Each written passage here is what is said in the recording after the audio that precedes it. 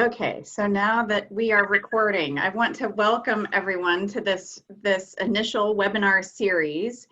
And the series is really on advocacy training for all of us child health providers in the state. I am Joan Doughton. I'm the child psychiatrist that is the membership chair of our local chapter of the American Academy of Child and Adolescent Psychiatry. And both organizations, our regional organization for the American Academy of Child and Adolescent Psychiatry and the Nebraska chapter of the American Academy of Pediatrics, got a grant to really improve our education in advocacy and our advocacy efforts across the state. And so we want as many of you involved on whatever levels you feel comfortable with. You can kind of join this group that we're forming to be advocates, or at the least, we want you to feel really comfortable advocating as an individual provider at any time. And so today will be an overview of kind of the legislative process in Nebraska. Our next one will be how to identify who your lawmaker is and how you would find their contact information. And then finally, we want a session on really how to send emails, how to make phone calls, and how to testify if you want to do any of those things. We are hoping to have kind of a meet and greet virtually with lawmakers, probably November or December. And then we will also have a national speaker come in to give us even more training and kind of solidify what we've learned locally until that time. So we're hoping that today's session will be maybe 20-30 minutes of presentation and then time for questions and answers after that. And questions can be, you can speak your questions or you can chat them in, and we'll try to manage all of that. So I want to go ahead and introduce Liz Lyons and Senator John Arch, who will also tell you a little bit about themselves and get started with the presentation. Thank you, Dr. Doughton. I am Liz Lyons. I'm the Director of Advocacy and Government Affairs at Children's Hospital and Medical Center. And we have the distinct honor of having Senator John Arch from District 14. Senator Arch, do you want to say hello? He is the current Vice Chair of the Health and Human Services Committee, and his wealth of knowledge from inside the unicameral, I thought was going to give the group the best perspective, not only from the lens of how to lobby and how to do it proficiently, but also how they prefer to be reached, what's the best method, and some of the inside tracks, how things aren't always so simple. So we'll go through here quickly. The first slide, I just wanted to demonstrate some of the really basic knowledge of the legislature. So for those of you that are new, we can go through and make you feel as confident as possible in 5 minutes, hopefully. So the unicameral is really unique. It is only one chamber. So in Congress, you know, there is a House and a Senate. Here in the state of Nebraska, we only have a Senate. It's supposed to simplify matters. In some cases it does, but it is a very unique way to legislate in the state of Nebraska. We do have 49 state senators. Redistricting is going to occur this year, but it is always based on population. So hopefully in the next couple months, we'll know how the rural and urban divide works. But currently 49 state senators, most of which are in the Lincoln, Omaha areas, and then larger territories start to begin as you go out further west. We'll learn more about how to figure out who your state senator is in another session. But I think it's important for you to know that 49 members represent the state. So specific to their districts, but also state issues. Here is a question I get asked often: when are senators in session? There are 2-year bienniums. So a biennium is 2 years, and we work on a biennium budget. So the first year, on an odd numbered year, they'll see 90 days in the body, in the unicameral. That'll extend them from January through June most often. That is the year that they'll pass the budget. That's always the heavier lift of the year, but they introduce bills starting with legislative bill number 1 and then all the way through however many are introduced. Then the next year of the biennium, bills that have not been finalized, had a chance for debate, they can roll over into the second year. So currently right now, Nebraska senators are finalizing, they have 3 more days of this legislative session of this biennium. So any bills that do not advance in the next 3 days, no pressure, Senator Arch, will then have to be reintroduced the following January when session begins, and therefore we'll have another public hearing. Special sessions do often occur. I have not, in my 7 years at Children's, experienced one. They're not usually brought on easily. It's a minimum of 2 weeks. It's a lot of state resources to do so, but budgetary issues would be a good driver of a need for a special session.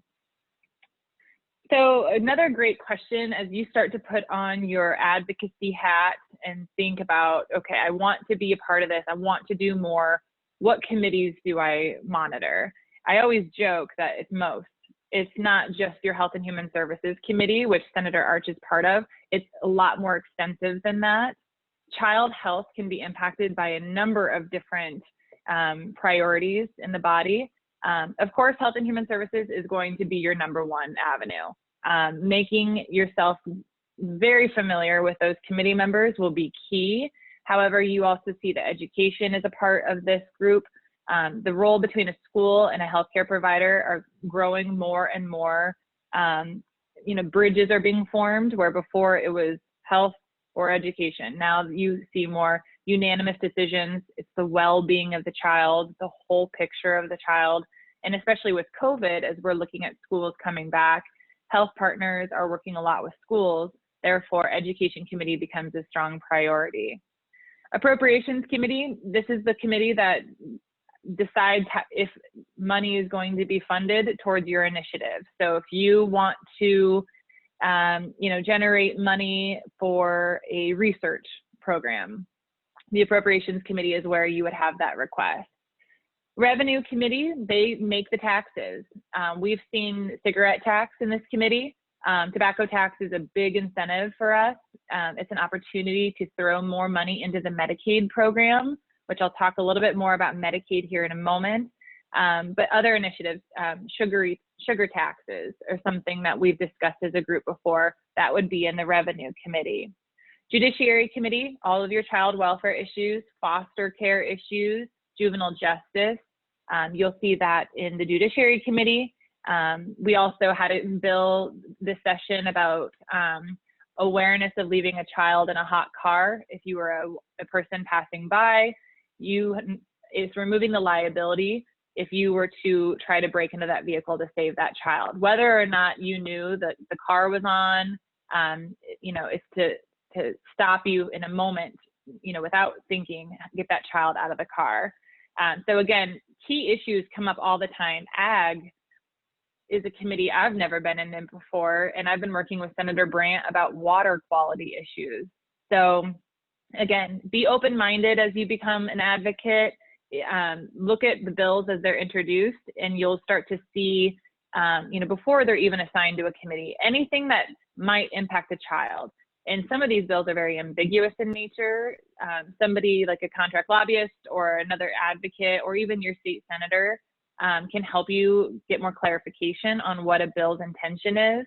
But it's important that you look at all bills that are introduced and monitor them no matter what committee they're in.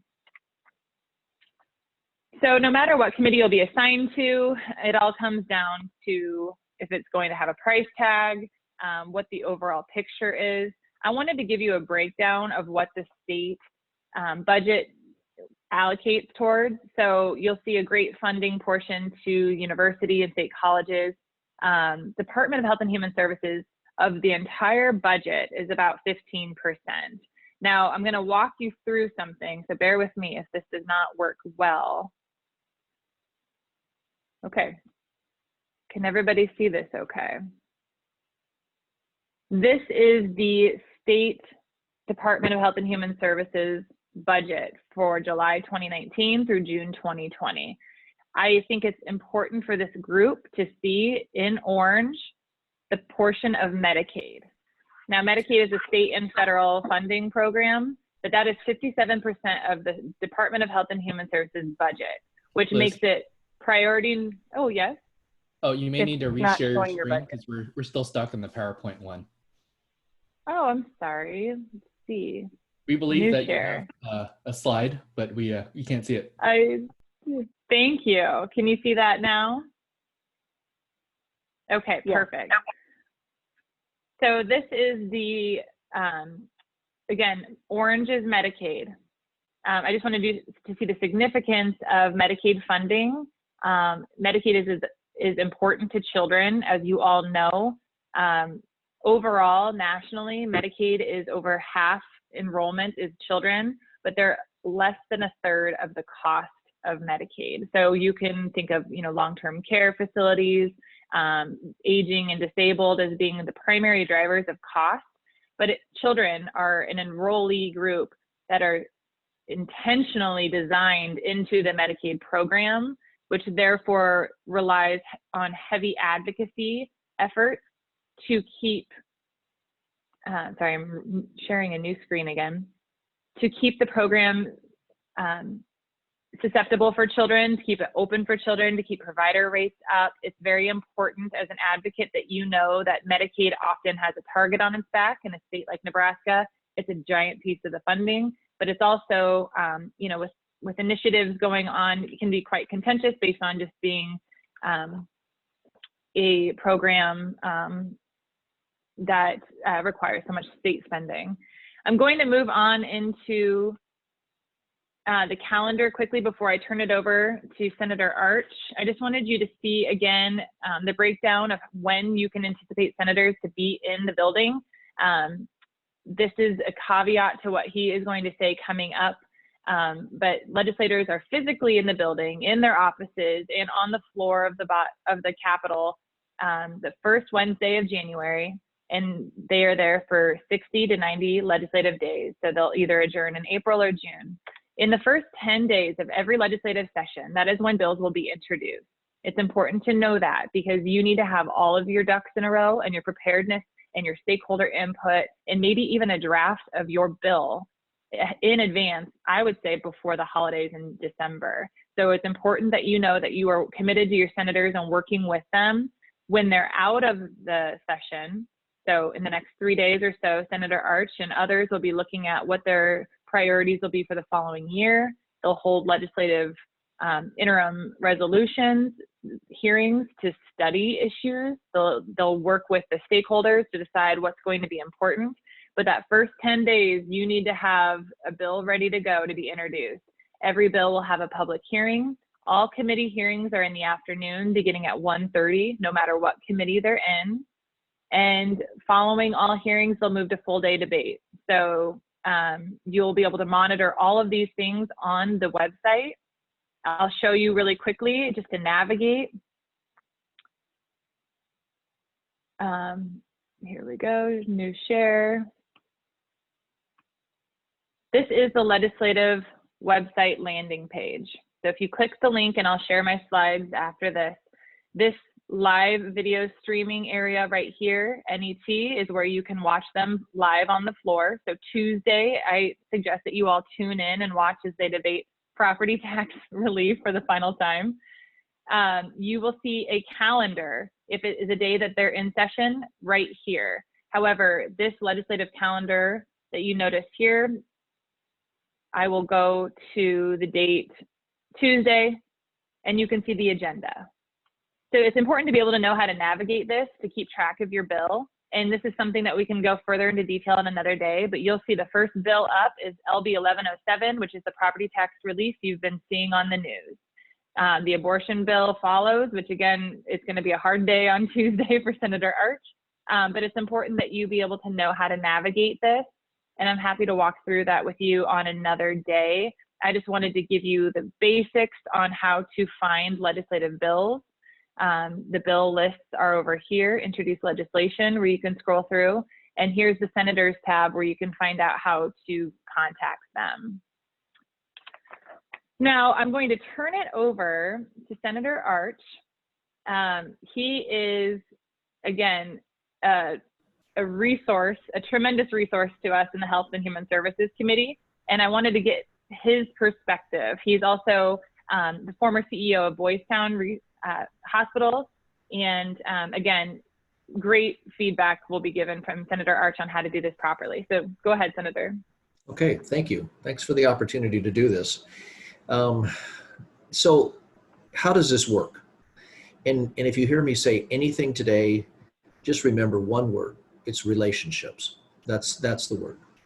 Relationships. When I went down there, I would joke and I would say, I think that working in a hospital is probably the best training to be a politician, to be effective in the legislature, because we all know that you can have all sorts of policies and you can have all sorts of plans and you can have all sorts of quality assurance issues, and in the end, it's relationships at a hospital. And it is exactly the same thing in the legislature. Relationships between the senators, there's only 49 of us.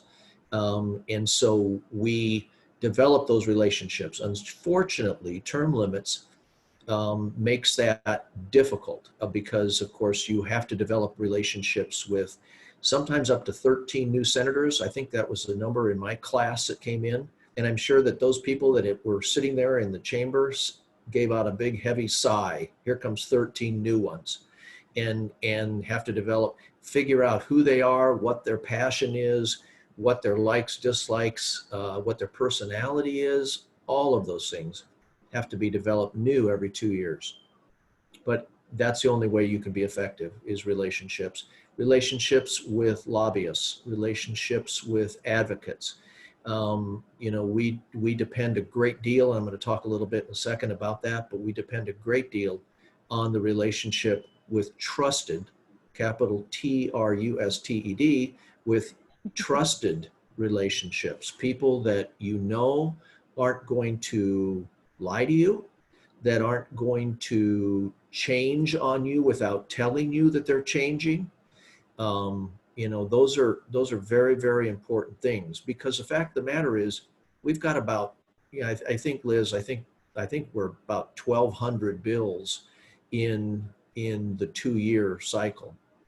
Mm-hmm. There is no way you can either be a content expert on those or even know what's in the bill. And some of those, of course, you don't have to, because they go into a committee that you're not in and they never see the light of day.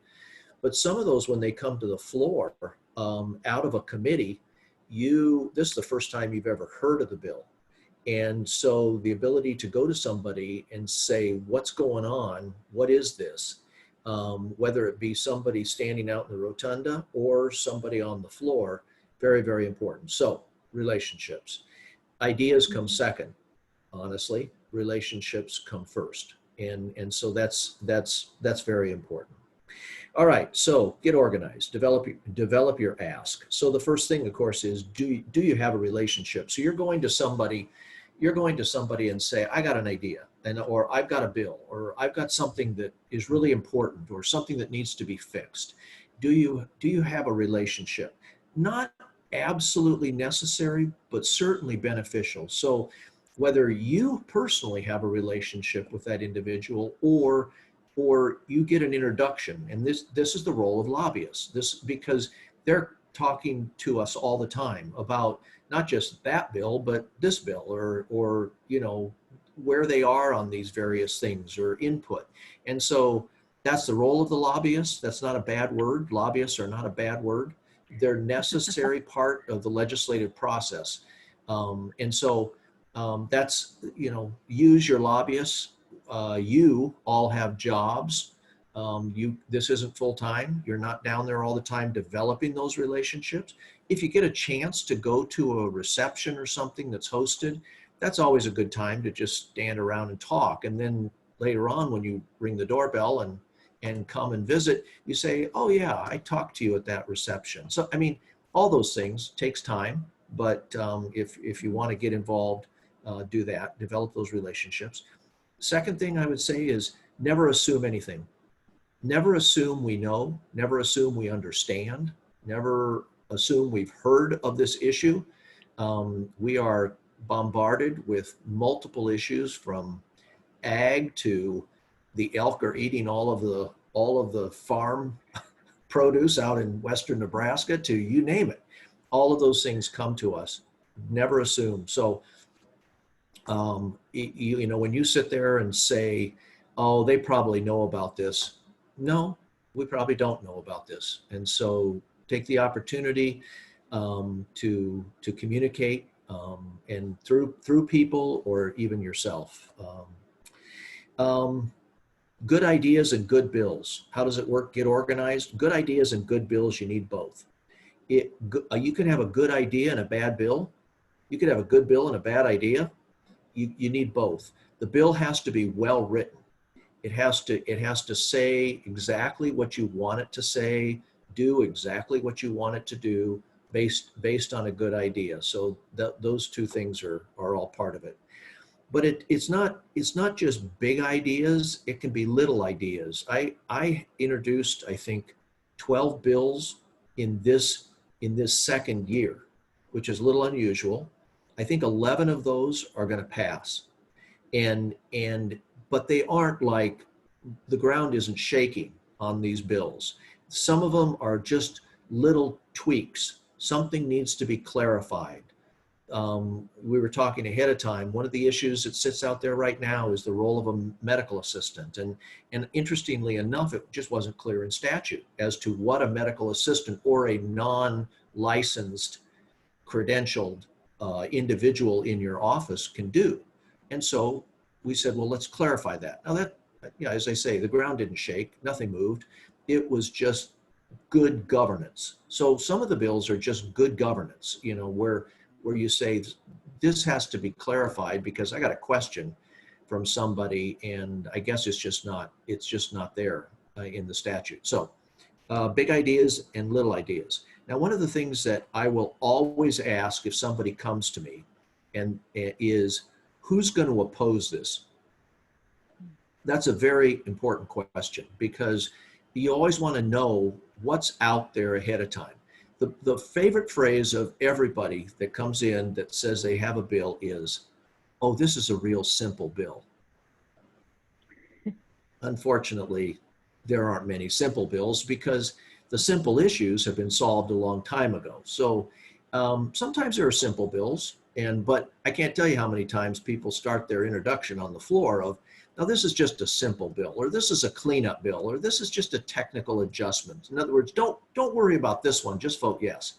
And turns out not quite true because there is opposition to the bill. And that doesn't mean the bill can't pass. It means that we, the senators, and those who promote the bill need to go talk to the opposition and say, is there a way that we can address your concerns? And sometimes there frankly is. And of course, the bill that everybody loves when it comes to the floor is the one that everybody agrees on, is the one that you've had enough time and you spent enough resources to sit down with the people that are going to be impacted by the bill and get buy-in or get the little tweak.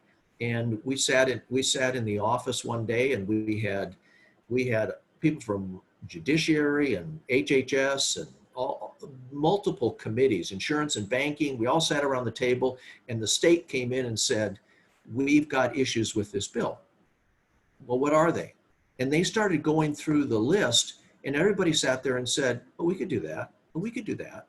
Oh yeah, we'll make that adjustment. So again, don't assume, but getting everybody in the room, getting buy-in from everybody. So who's opposing the bill? Last one, big one, does it require money to implement?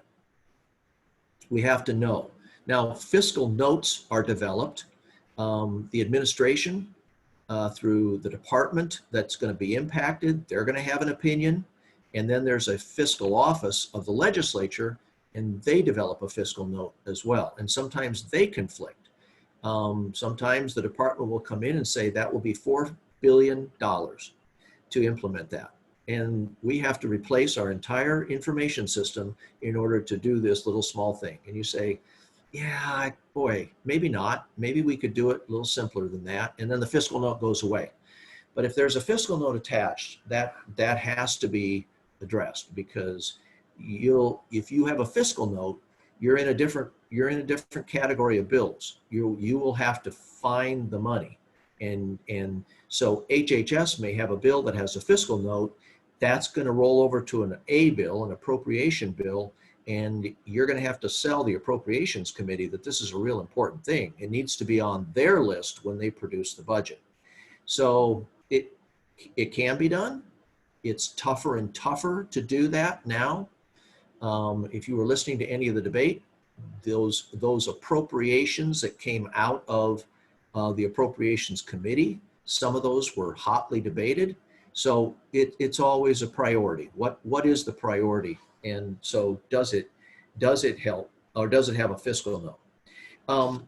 Overall, the ask, here's the question.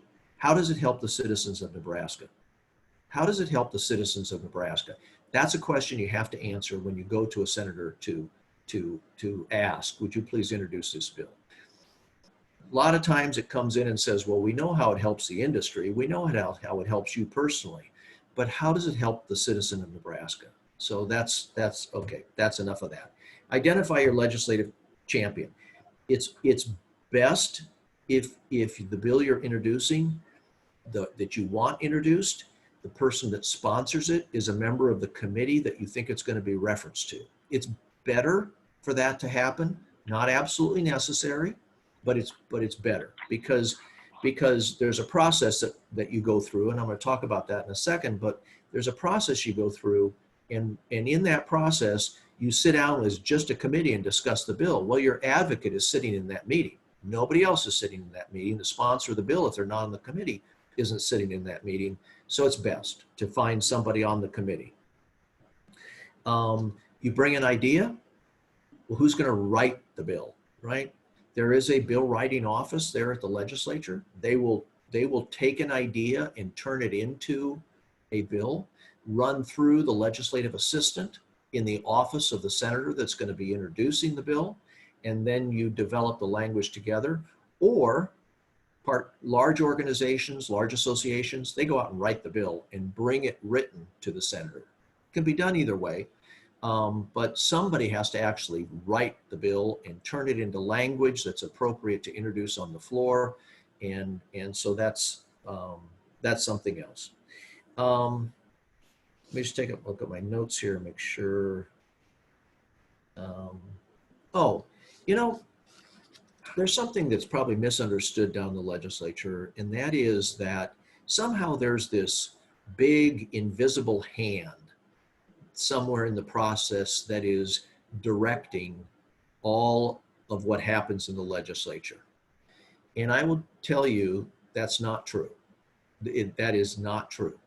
That is a real process you're seeing down there, as perhaps as ugly as it is. The parties, it is a nonpartisan unicameral, and that is true. There is no Republican caucus. There is no Democrat caucus. There is no invisible hand. Now, if you see things moving as groups, you may have some groups that have come together on a particular idea, and sometimes it's conservative group versus liberal group, if you could categorize people like that. It's not Republican versus Democrat, but it's small government versus what is the role of government? You may see some grouping along those lines, but it's not party. This is real.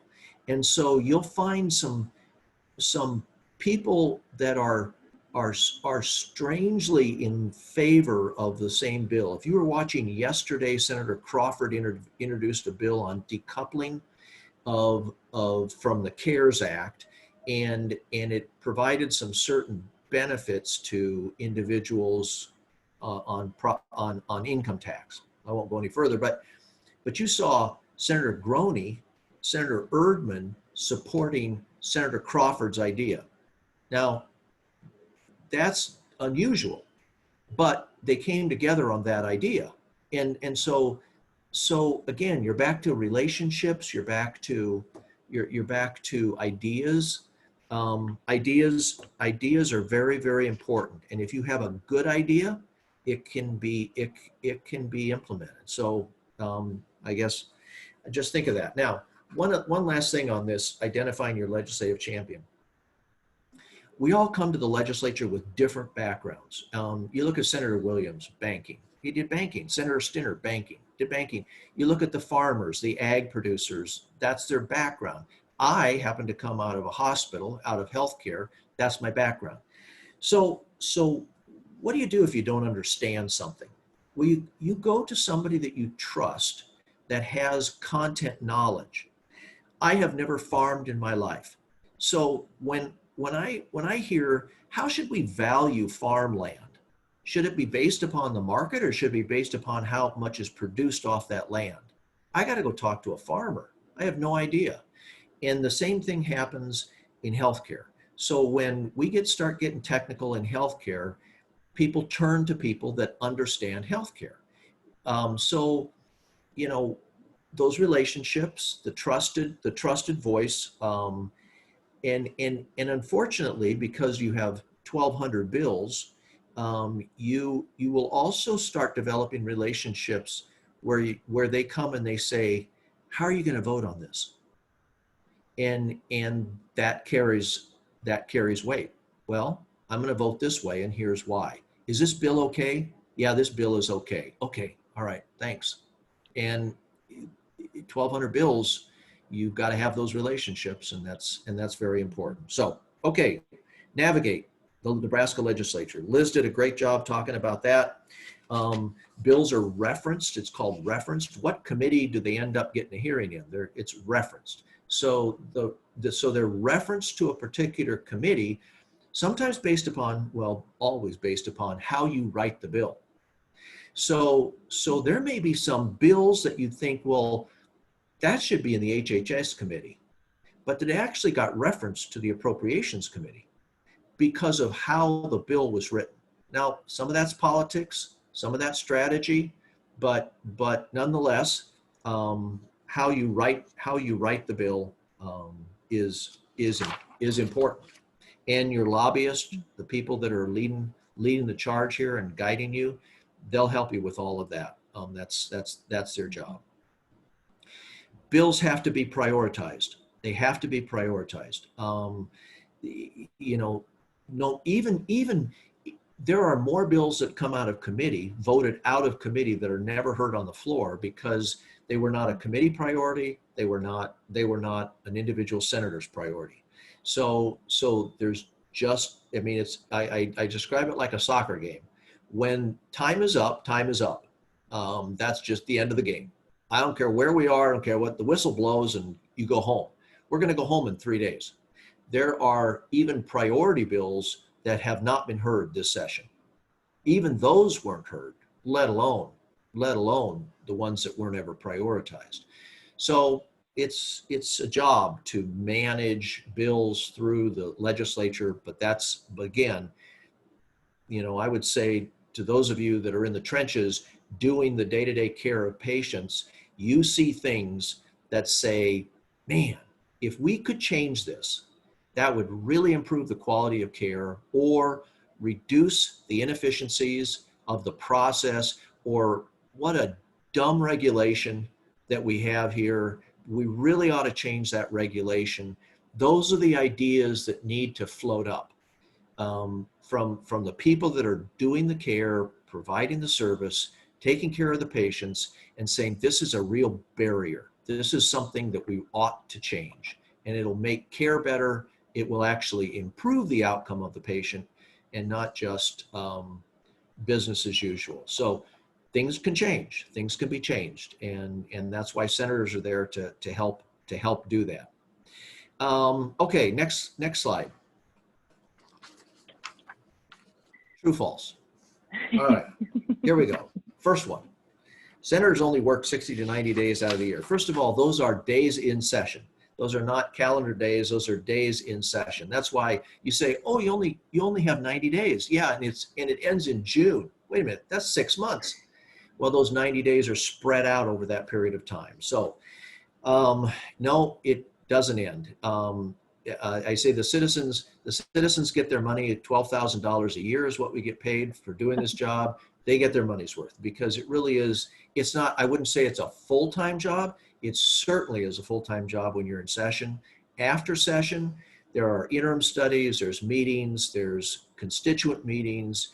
It's not just, you know, we're a one house, so you aren't just a senator for your district. You are also a senator. They call them senators because your obligation is statewide. So your vote impacts statewide. You can't just focus on your district only and how they impact your constituents. It's how also you impact the state. So it's not just in Omaha or wherever your district is. You're out in the middle of the state in those off session when you're out of session as well, trying to understand the issues out there. All right, next question. You have to be a registered lobbyist to contact a senator. No, you do not. And particularly, constituents take priority. I mean, if you live in the district, and obviously you live in the district, if you live in Nebraska, whoever your senator is, that's kind of first point of contact if you've got a concern, and then you may go to somebody else to introduce the bill or whatever the concern might be. That senator might reference you to somebody. But if I get a request from Hastings, Nebraska, and say, could you please help solve this problem? I will probably say, have you checked with your senator first? And then, so no, you don't have to be a registered lobbyist. Constituents carry weight. A bill can be introduced year after year if unsuccessful. Liz pointed that out, absolutely. Some just roll bills forward every year. And so you may have some senators that introduce 3 bills, and you may have some senators that introduce 53 bills. And so big variation in number of bills introduced that they sponsor. And some of that is because those bills just keep rolling forward during their tenure. If they don't get passed last year, I'll introduce it again next year. And those bills accumulate then over time, and you can have a lot of bills. Some ideas are big, and it just takes time. You have to work those multiple years, and don't pass once, but they keep passing. They keep rolling forward. Okay, testifying before a committee is the only pathway for advocates to advance a bill. No, that's not true. Letters, phone calls, emails, any form of communication. Okay, last point, behind the scenes of the Health and Human Services Committee. Not every committee works the same, but I will tell you how the last 2 years has worked with HHS, and I think it'll probably stay this way. So what we do as a committee is we hear bills 1 week, and we'll have 3 days. 3 days of, when we're in hearings, we'll have 3 days of hearings for the HHS committee. And then the next week on Wednesday, we exect on those bills. And executive session is when only senators are in the room and they're discussing the bills and the merits and demerits of the bill and whether or not they think it's a good idea. What we did in that is we would hear the bills 1 week, we would exec the next week, but it wasn't a vote. It wasn't an up down, it wasn't a recorded vote. It was a discussion. And the chairman then can get a feel for, so what do you think of this bill? And the nice thing is some of these bills keep coming back year after year. And so some of the tenured senators would say, yeah, you know, that went to the floor 2 years ago. And let me tell you what happened when it went to the floor. And then to the new senators, like everything's brand new. And so that discussion is very important, but the chairman then can kind of get a feel for, this bill has strong opposition, or like everybody's saying, no brainer, we ought to do this. This really made a whole lot of sense. And then the chairman then can package those bills, and you'll see committee bills come out with multiple bills attached, but it's a process. But committees are different. Some don't ever let it come to a discussion. Some committee chairs don't ever let it come to a discussion. Almost all the bills, and I would say, I think we had 128 bills referenced to the HHS committee, and 86 of them passed. And they almost all passed unanimously. All the committee voted yes on all the bills. So that process seems to work well with our committee. And so that's a little bit of behind the scenes. and what goes on. So I'm going to stop there, and I'm open to any questions you may have.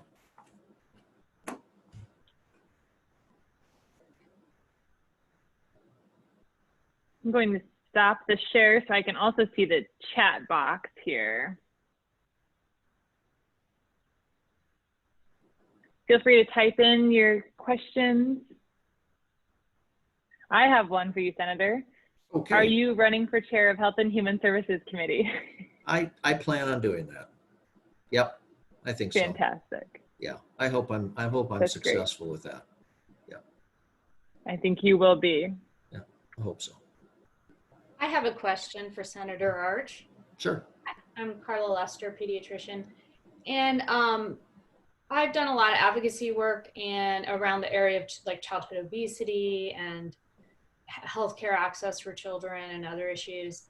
And every time there's a fiscal note attached at all, it seems like in Nebraska, the door is just completely slammed. Like it's like, that's not going to go and so it just seems like it's just even if it's a great bill, even if it's been run through the lens and the filtering the process, and it seems very reasonable financially, it just always, every single year, it's a no-go. Yep, I don't disagree. Now was that your question? Yeah, I mean, I'm just thinking of like, how can we be effective when there is a fiscal note? I mean, Okay. you said sometimes you can look at it in a different frame, and maybe it won't cost that level of funding, or you can be creative, but. Yeah. So size of the fiscal note does make a difference. I mean, if you're talking about a $3 million fiscal note versus a $50,000 fiscal note, that certainly makes a difference. But then there's different kinds of fiscal notes, and that has to do with the source of the funds. So if it's a general fund fiscal note, meaning that it's going to go into the budget and it's going to be dollars off the bottom line. It means you can't cover your present obligations because you're going to take the money and do something different. That's one kind of fiscal note. But then there's another one, and that's a cash fund fiscal note. And so the creativity of cash funds are generally funded by fees or other sources other than general fund money. And so there is a long list of cash funds. Now, the big one is the tobacco settlement cash fund, the healthcare cash fund. That's a big one. But everybody's in that discussion. Sometimes there's dollars there, sometimes not. There's always the discussion of that fund as to whether or not that is sustainable at the present level of spending. But that's the big one. But I would again encourage you to have your lobbyist, who probably knows more about those cash funds, ask the question: is there a way to fund it out of a cash fund versus general fund? And those are easier. Now, you're probably not going to get $3 million out of a cash fund, but there's some creativity and funding that can be used if there's a cash fund involved. Otherwise it's a matter of competing with priorities. Yeah, that's the reality. And I think appropriations said they had $110 million of requests, and they funded 15. So yeah, it's a heavy lift. I don't disagree. And that's a tough decision for them to make too. Senator Arch, there's a question on the panel. What are the biggest missteps you see when advocates, not lobbyists, propose a bill?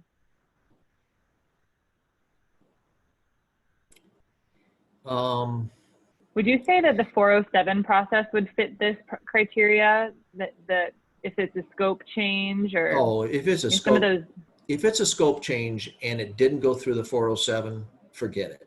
Please forget it. Take it to the 407 because we're only going to say you need to go to the 407. You know, exactly. Don't waste the time to do that. You can do that without the bill. So certainly there. And I would say not spending enough time working the concept. So here's, what tends to happen is you got your first 10 days, and I was warned as a freshman senator, if somebody comes to you and says it's a simple bill on day 9 out of 10, would you please introduce this bill? Run. Don't do it, because generally that bill's been shopped and nobody else wants it, and it's just not well thought through. And so I would say this off season here, where once the session's done on Thursday and we start this interim, this is the time to ask for meetings, the type of requests. You can get the discussion going, and it doesn't come all packaged with a bow on it, but get the discussion going. Spend time developing your bill. Another question that came to me privately: who do you see as the biggest? What do you see as the biggest opposition to the expansion of child mental health care? I don't know if it says who or what, but you're obviously a proponent of mental health, especially for children. What are you up against in the unicameral? Competing priorities, I would say. Mm-hmm. I mean, so that's one thing. But I've got an interim study on telehealth this year, and I am anxious to do that. Senator Williams and I are doing it together with Insurance and Banking and the HHS committee. Two of us are going to lead that. But I am anxious to see what has gone on with COVID and behavioral health care for children and adolescents during this period of time. So I sent around a lot of questions to insurance and providers and the hospital association, and I mean, everybody involved in this, to try to get a feel for what the trends were during this COVID crisis and what we want to keep. And I see behavioral health telehealth visits going way up, and that has opened up access. It seems to be well accepted by both providers and patients. And so now, how can we keep that? And I think that could be very key to more behavioral health, mental health care for children and adolescents. Maybe if we can drop some of the barriers and let that happen, which never would have happened without COVID.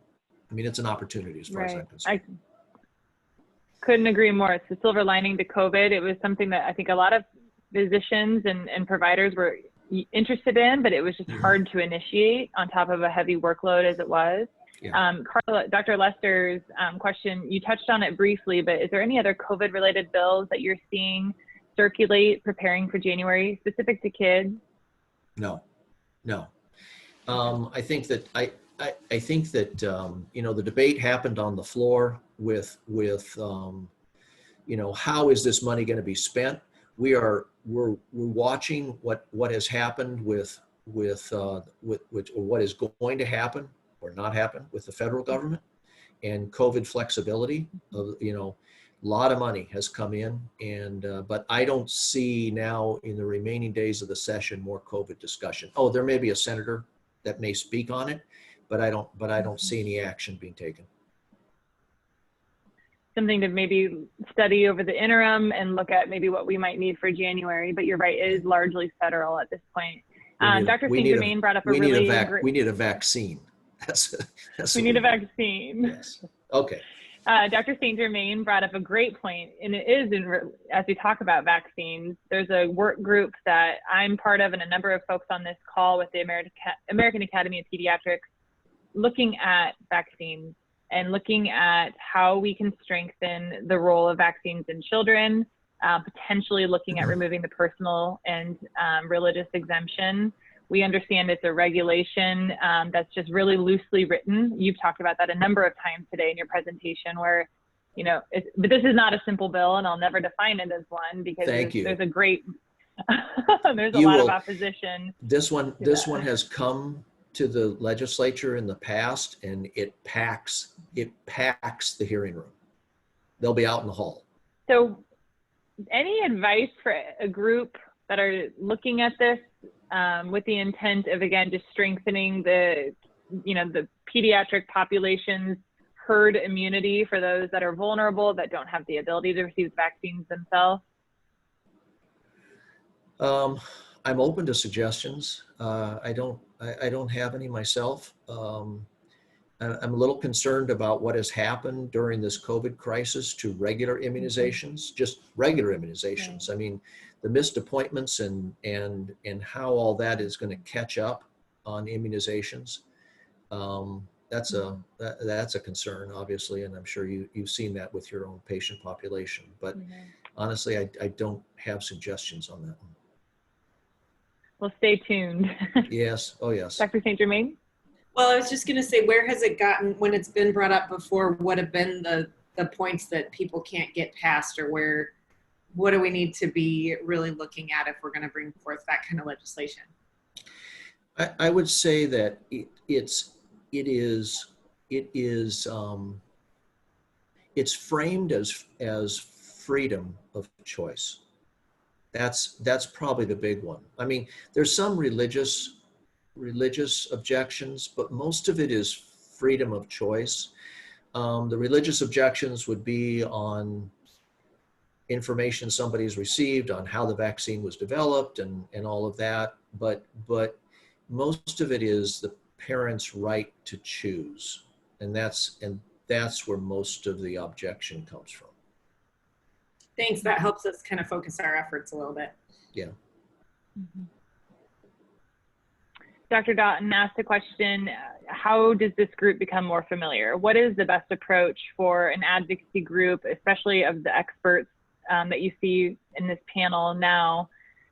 What is the best way for them? Especially, it's hard to be visible right now. So any ideas pre and post COVID, how they can engage? Well, I think your associations. So your, whatever association, NMA, Nebraska Academy of Pediatrics, whatever group you're working with or working through, they are the ones that have to do their jobs. They're the ones that have staff to review bills, that have committees that you can participate in. And it is, if the association comes to the senator and says, we'd like you to carry this bill for us, that's stronger than an individual physician coming, because they know behind that there's agreement. So the association has run the trap lines and said, yeah, there's agreement on this bill, and the doctors would really like to see this, or the hospitals, or whomever, and that comes stronger. So I would say use your associations, become involved in the committees to the degree that you can. Keep your associations accountable for informing, for allowing voice of the individual members. That'd be my number one suggestion. I have a follow-up question to that. What is the best way for an association who feels strongly about a bill to reach out to the entire body, all 49 state senators? Are those email blasts that you see effective? Are the, everybody standing outside with signs effective? Because sometimes, there's a theory that the louder you are, the more effective you are, but I'm curious how senators feel. Okay, so that's a good question. So when you're in session, you are drinking out of a fire hose. So everybody wants to talk to you. Everybody has an issue. Everybody's calling you out into the rotunda when there were people in the rotunda. And so constant emails, constant texts, constant phone calls. Okay, it can be just a bit much. Now, some of that is necessary because you've got a really hot issue. Like all of a sudden somebody decided to amend a bill that's on the floor with some other language that like freaks everybody out and says, I got to talk to you right now. Got it. That's very appropriate. But to the degree that you can do this off session, that's when the senators have the energy and they are rested enough to actually listen to you. And so the coffee, the, hey, can we just sit down and talk, or whether you do it on Zoom or whatever, most of the time that's when you have their attention enough to propose a new idea or to express a concern about something or whatever it might be. So that's just human nature. There's only so much you can absorb and tolerate during those sessions. More effective off session. Thank you. I don't see any other questions in the queue. We have about 2 more minutes. If there are other questions, Laura, should we just route them through you, and you can get them to me and I'll work with the senator? That would be great, or they can reach out to Joan or Dr. St. Germain as well. So could I make a closing comment? Yes, please. When I talk to people such as yourselves, professionals that are doing the care, I always, what can happen with associations is sometimes they get into a purely defensive mode.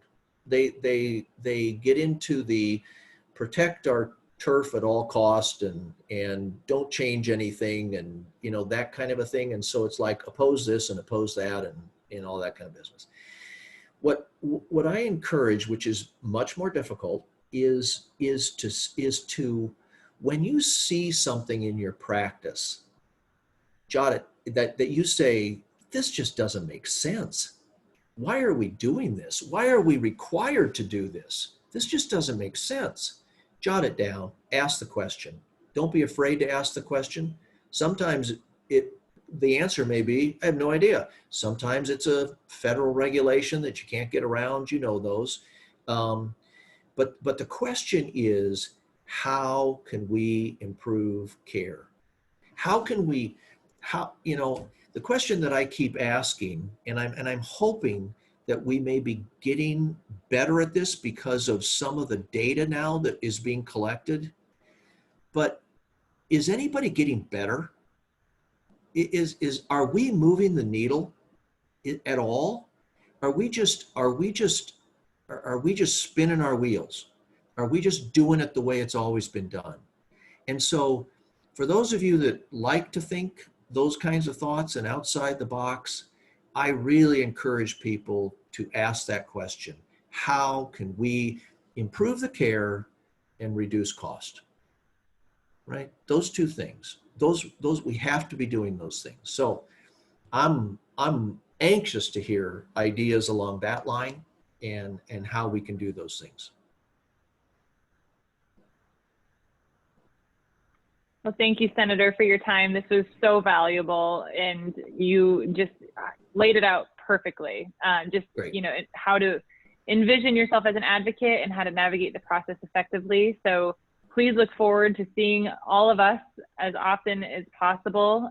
Perhaps we'll have you come back maybe before session as an opportunity to check in on some of your priorities going into session, as it's always helpful for experts. I'm not pointing to myself as a pediatric expert, but I work for the provider to know what's coming up so we can champion those issues with you. And I know a number of providers around the table would be great resources for you in hearings, as we all, I think, share the same message. Quality of care is key, data is exceptional, and reducing the cost is necessary. So we continue to get out of this Medicaid battle. It's just an exhaustive process fighting for Medicaid funding. So let's be part of the solution. All right. Thank you very much for your time. Yep. Have a great weekend. Rest up. We'll see you all soon. Thanks for the opportunity.